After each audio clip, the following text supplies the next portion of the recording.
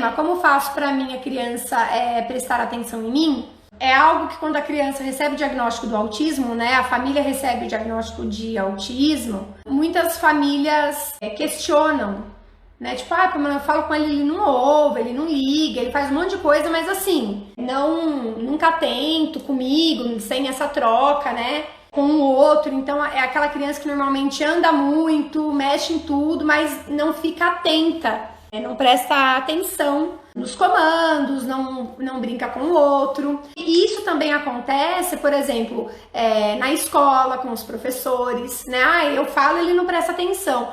Acontece com muitos terapeutas que de repente não tem tanta experiência com o autismo, ou até ATs, babás, acompanhante terapêutico. Então, apresenta essa dificuldade, né? Vê essa dificuldade, e pessoas que têm muita experiência, muitos anos de trabalho, vira e mexe também tem isso. Poxa, mas ele não tá prestando atenção no que eu tô falando. Então, hoje, eu tenho a minha cola aqui, vim trazer para vocês, são alguns questionamentos, né? Pra gente entender por que ele não presta atenção, né? Às vezes a gente acha assim, tem que dar um remédio, porque daí a gente vai lá no médico, né, no psiquiatra infantil, fala, olha, doutor, ele não presta atenção em nada. Daí o doutor fala assim, então vamos dar um remedinho, né, eu acho que ele é ansioso demais, ele não para e tudo mais. Então, nesse momento, a primeira coisa eu vou pedir para vocês refletirem, nós adultos, se quando a gente fala que a criança não presta atenção em mim, primeira coisa, a gente tem que entender que essa criança, ela tem um diagnóstico, ou ela tem alguma questão aí no desenvolvimento. Essa criança, de início, provavelmente não vai se desenvolver ou responder aos comandos como as crianças que não têm nenhum diagnóstico, tá? Então, essas crianças, elas precisam que o adulto mude a forma de conversar com essa criança.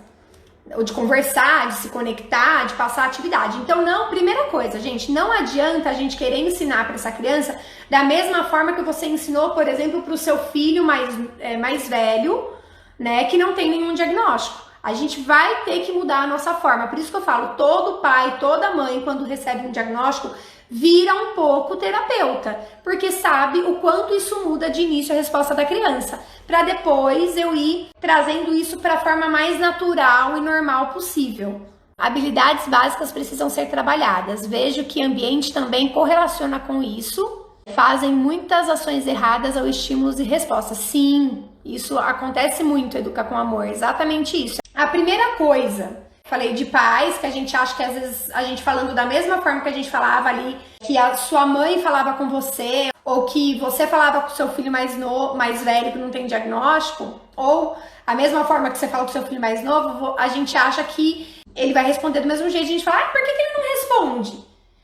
Porque essa criança, ela tem um diagnóstico, ela tem um desenvolvimento atípico. Se ela respondesse exatamente a tudo da mesma forma, gente, essa criança não teria um diagnóstico, né? Então, eu vejo muitas pessoas falando assim, a escola aceita a criança com autismo se é uma criança que não precisa de suporte. Então, calma aí, eu não entendo, né? É bem difícil isso, né, gente? Então, a gente precisa mudar um pouquinho esse pensamento, né? Se ela não precisa de suporte nenhum, então talvez ela não tenha um diagnóstico, então talvez não seja considerada uma criança de inclusão.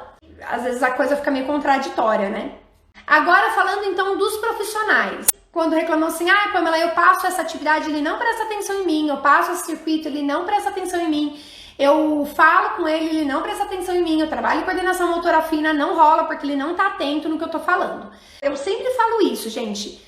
Talvez as minhas lives sirvam para trazer mais reflexão, para que vocês mudem a postura e a atitude de vocês e reflitam da forma como vocês estão fazendo, do que de fato eu trago uma ferramenta e uma mágica que vai ter resultado. Eu até trago algumas estratégias, mas lembrando que nem toda estratégia serve para qualquer criança. Vai servir essa estratégia, serve para uma criança, e outra estratégia pode não servir, tá? Então eu prefiro trazer reflexões para que vocês possam pensar na criança de vocês e daí vocês criarem novas estratégias, né? Do que a gente dá receita de bolo, né? Porque receita de bolo não existe, né? Só para bolo mesmo, e mesmo assim ainda dá errado, né? Mas enfim, porque cada fogão é um, cada mão é uma, enfim. O primeiro tópico que eu coloquei aqui, eu coloquei 3 tópicos. O terceiro é sensacional, tá? E a última fala que eu vou fechar com chave de ouro hoje, que pra mim é chave de ouro que me impacta profundamente, tá bom? Essa fala. O objetivo número 1, objetivo não, desculpa. O tópico número 1 que eu coloquei é dos profissionais. Talvez o seu objetivo que você tá buscando com a sua criança não esteja adequado para ela naquele momento, tá? Por isso que talvez ela não esteja prestando tanta atenção no que você tá pedindo. O que significa isso? Talvez o objetivo que você colocou, a demanda que você colocou, está alta demais para que essa criança consiga responder. Então, talvez esse objetivo não esteja adequado para ela. Então, vou dar um exemplo meu, tá? Porque assim, todo mundo erra, tá? Todo profissional erra e eu acho que é muito bom quando o profissional reconhece isso e faz disso um degrau para mudar o desenvolvimento da criança, tá? Então, eu tava dando um atendimento intensivo para um aluno lindo e maravilhoso, um dos focos que a gente tava trabalhando era a tesoura.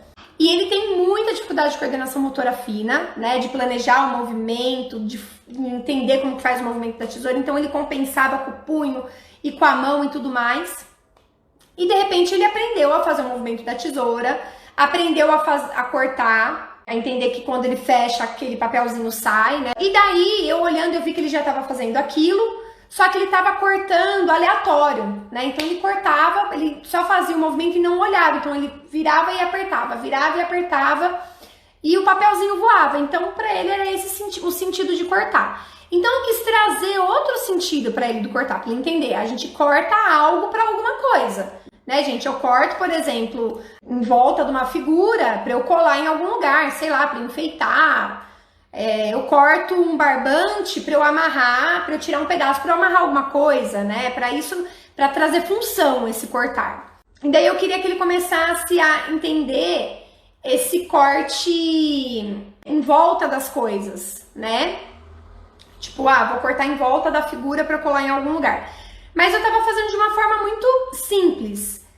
Mas eu tentei, eu vi que foi bem frustrante pra ele, do tipo assim, ele se desconectou demais de mim, ele começou a pedir pra eu sair, do tipo, vamos embora, né? Ele falava, se desconectou bastante e daí a gente falou, olha, tá vendo? Ele não presta atenção, olha, tá vendo? Ele não tolera frustração, né, na nossa cabeça. Mas quando eu parei depois pra analisar aquela resposta dele, eu entendi que eu falo, opa, calma aí, Pamela, eu acho que você deu uma demanda alta demais para ele, que fez ele se desconectar como forma, tipo, de dizer, isso eu não consigo ainda, né? Você pode diminuir um pouquinho aí sua expectativa, você pode mudar, trazer outras formas, porque isso aqui ainda para mim tá meio complicado. E eu parei, refleti isso, fiz a troca com a mãe, né? E eu mudei, e a partir do momento que eu parei e refleti, gente, eu consegui trazer mais estratégias para aquela criança que ia ter um efeito diferente. Então, o meu objetivo, talvez, naquele momento, não estava mais adequado para ele. Porque se quando a gente olha, em metas, tá? Então, por exemplo, o que a gente coloca? Primeiro, a criança cortar, né? Quando a gente põe a meta é cortar. Mas tem um passo a passo para você chegar no cortar, né? Além de ter um passo a passo, para cada criança, existem, às vezes, um passo a passo dentro do passo a passo, tá? Então, não é simples como a gente pensa na maioria das vezes. Então, ele aprendeu a abrir e fechar a tesoura? Aprendeu a cortar assim? Claro, agora a gente vai aprender a cortar na linha. Não, agora a gente vai aprender a cortar em volta da figura. Nem sempre é assim. Talvez a gente tenha que aumentar o repertório dele dentro daquilo que ele faz, para daí ele conseguir utilizar a tesoura e a função da tesoura. Foi isso que eu fiz, e daí eu modifiquei, e daí ele conseguiu entender.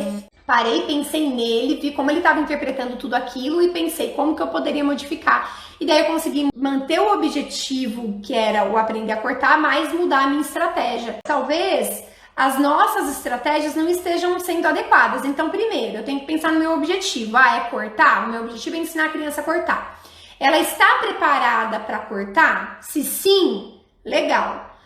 Daí eu vou pensar, eu estou utilizando a estratégia correta para essa criança cortar? Então é isso que eu tenho que pensar. É a melhor estratégia para essa criança que você está pensando? Daí entra naquele tópico assim, por que que minha criança não presta atenção em mim? Voltando lá pra gente não perder o fio da meada.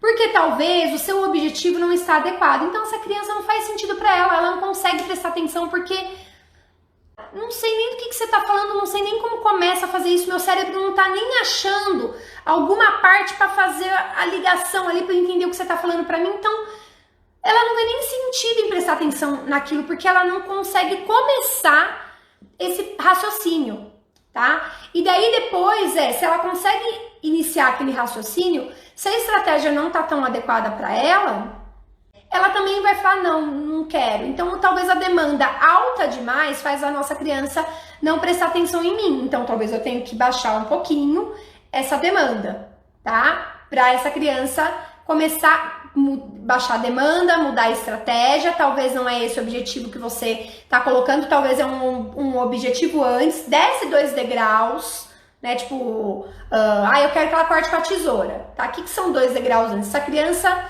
ela tem noção de abre e fecha da mão? 2 degraus antes da tesoura, né? Que é o movimento da tesoura.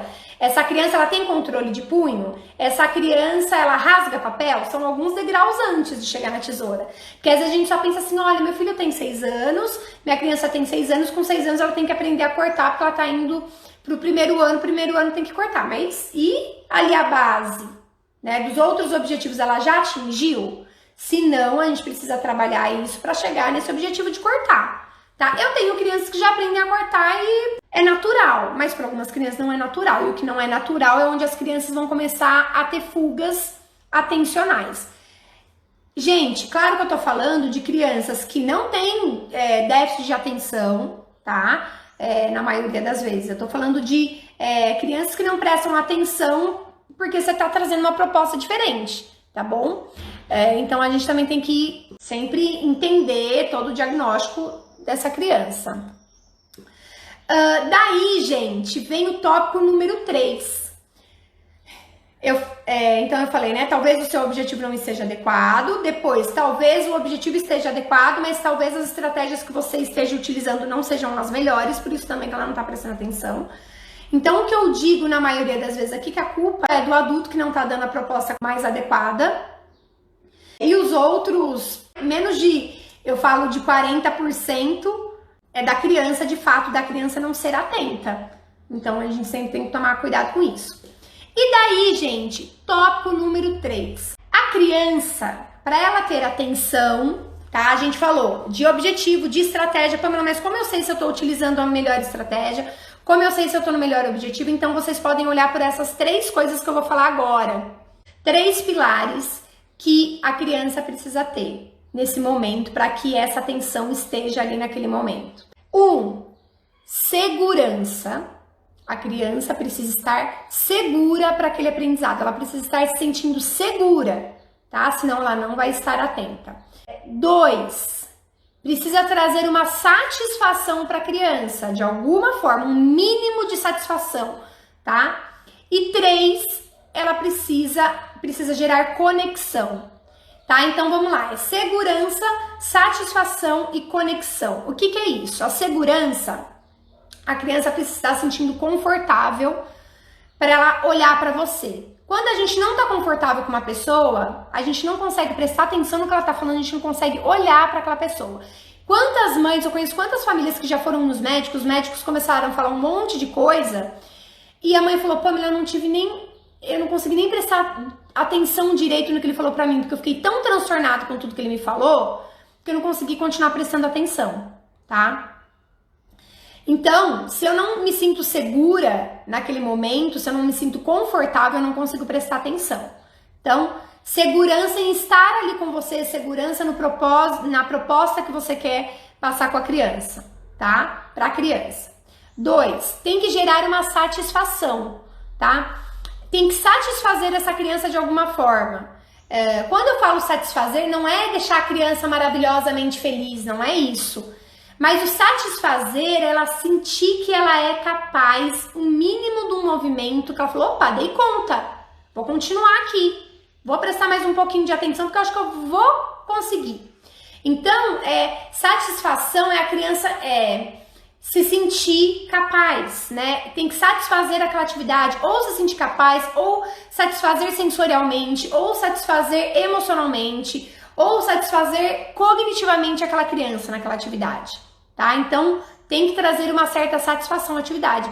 Se não traz satisfação nenhuma, ai, Pamela, mas tem coisas que não são satisfatórias, que não dá para trazer satisfação. Tem coisas que não são satisfatórias, que não dá para trazer satisfação, mas daí tem que ser algo que gere conexão.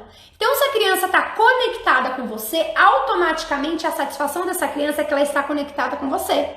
Então, por isso que tem que gerar conexão, tá? Porque quando gera conexão com o outro, isso já se torna satisfatório e automaticamente a criança já se torna, já é mais um pilar para essa criança ficar segura. Olha que louco isso, não é lindo? Como a gente sabe a distância para o olhar ficar confortável para eles? Olha, Eliana,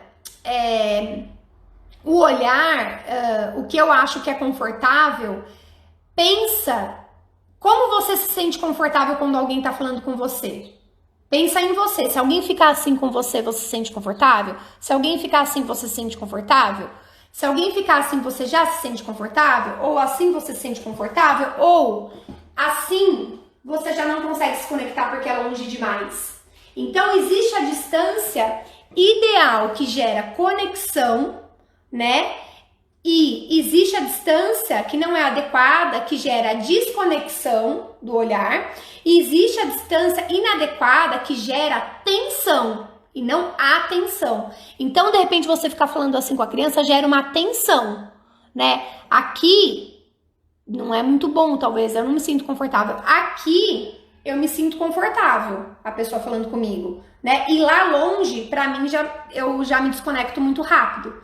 Então, eu acho que a gente perceber na criança, quando entender na criança e entender um pouco em você também, né? Muito da leitura corporal, que a gente fala bastante no curso do Movapre, né? Eu falo muito de leitura corporal. Então, esse olhar, se você invade demais, né? Eu gosto da distância de um braço, assim, sabe? Um braço, tipo, eu tô com a mão no ombro da criança, né? Ou um pouquinho flexionado. Eu gosto assim, se eu fico muito perto, eu só vou ficar muito perto se eu quero falar alguma coisa muito legal com ela, né? Então, ou quando de alguma forma, eu gero alguma tensão em relação que eu tenho que chamar a atenção dela pra alguma coisa, daí eu até gero desconexão em alguns momentos, sabe? Do tipo, olha, não gostei disso. Dela, opa, não quero que ela chegue tão perto de mim assim, porque então eu vou parar de fazer, sabe? Então também a gente utiliza dessas estratégias, tá? Então são essas três coisas: segurança, satisfação e conexão, tá? Conseguiram entender? Deu pra vocês? Faz sentido pra vocês isso que eu tô falando?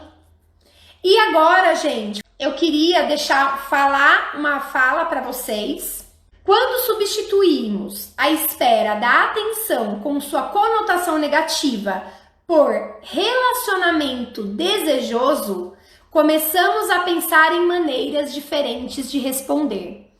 Por que eu tô trazendo isso pra vocês? Porque quando a gente fala de atenção, quando a gente fala de troca com o outro, quando eu quero que a criança preste atenção em mim, eu preciso começar a substituir aquela atenção com a conotação negativa que a gente sempre quer, tipo, presta atenção em mim, ó, vamos prestar atenção, ó, atenção. Se você não prestar atenção, você não vai conseguir fazer.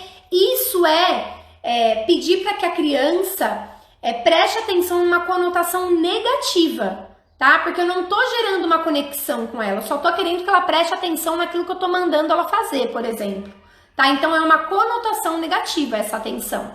E isso não gera atenção, isso só gera mais tensão, do tipo, ixi, não tô prestando atenção, né? Quando você tá na sala e a professora grita pra você, fulano, presta atenção, você presta atenção ou você começa a ficar tenso, porque você fala, ai meu Deus, ela falou comigo, não tô prestando atenção, ai eu vou prestar atenção. Quanto mais você pensar isso, menos você presta atenção, né? Então é uma conotação negativa da atenção que a gente quer daquela criança, mas se eu quero que essa criança preste atenção em mim e para que ela preste atenção em mim, eu foco que eu tenho que mudar a minha forma de conectar com ela para que ela fique atenta no que eu tô passando, eu começo a pensar em gerar um relacionamento com ela naquele momento. Do que só falar, ó, presta atenção, ó, você errou, presta atenção, e faz aquele, né?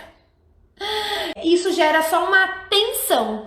Então eu preciso trazer para ela conexão. O que eu posso fazer? Faço uma cócega, ou eu posso falar, ai, tia Pan, isso é muito chato. Eu tô gerando uma conexão com ela, né? Ai, é chato, né? Calma aí então que eu vou fazer junto com você. Vamos fazer juntas, né? Tô gerando uma conexão com ela. Eu gero um relacionamento desejoso. A partir do momento que eu tenho um relacionamento desejoso com o outro, a atenção, ela vem, né? Ela vem naturalmente. Né? Quando eu estou ali num relacionamento desejoso, eu quero estar ali, então eu estou atenta porque eu quero estar presente, né? Eu quero estar concentrada.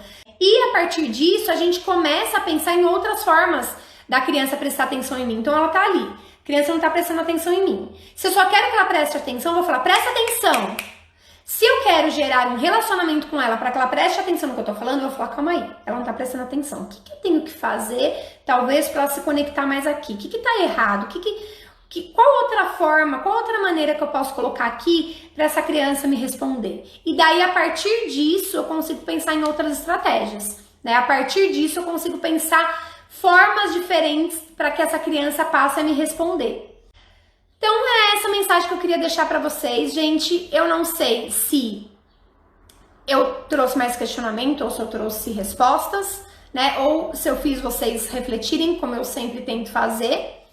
E a partir disso vocês podem me falar, tá bom, Pamela, e agora? Como é que eu faço para essa criança prestar atenção em mim?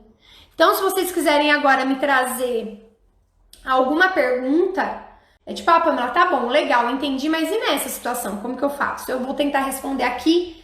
A gente tem alguns minutinhos. Se para você está ok, ótimo, né? Envolve muita empatia. Sim. Na verdade, a Isa é minha estagiária, mais do que empatia, envolve a gente estar por inteiro naquela situação. Porque a empatia, né? Eu já até falei sobre isso. O que é empatia, né? Empatia, muitas vezes, é a gente entrar, isso eu li naquele livro da Quintana, eu sou péssima, A Morte é um Dia que Vale a Pena Viver. E ela fala essa diferença da empatia, né? A empatia é a gente entrar na situação do outro. E quando a gente entra na situação do outro, a gente não consegue resolver. Mas quando a gente tem compaixão, a gente consegue olhar aquela dificuldade e tentar ajudar a partir daquela dificuldade, porque na empatia a gente tenta sentir o que o outro está sentindo, e a partir do momento que eu tento sentir o que o outro está sentindo, eu não consigo ajudar, porque eu tô tentando sentir o que ele está sentindo, e daí eu fico impossibilitada de ajudá-lo. Mas quando eu penso na compaixão, poxa, ele está tendo dificuldade por conta disso, o que eu posso fazer para ajudar? Né? Eu olho para aquela dificuldade e tento pensar em algo que eu posso auxiliar, a gente consegue pensar nessas estratégias. Então, essa é a forma que eu interpreto a empatia. Então, eu sempre falo, eu tenho compaixão pelo outro, porque daí eu tendo compaixão pela situação, eu tento de alguma forma tentar ajudá-lo. Gostou, Isa? Essa é a forma como eu vejo, né? Mas a empatia, ela tá muito relacionada também. Mas eu gosto sempre de falar que a empatia, é muito difícil a gente sentir empatia, inclusive, né? Porque a gente fala, tem que ter empatia, mas empatia é uma coisa difícil, porque se você for entender, né, o que é empatia, é você se colocar na situação do outro, gente, mas tem coisas que a gente não vai conseguir se colocar na situação do outro, né? Porque é só o outro que tá vivendo, a não ser que eu viva daquele jeito. Então, quando eu tenho a compaixão, eu consigo ajudar de uma outra forma. Tá bom, gente? Obrigada quem esteve aqui, obrigada, Cacá.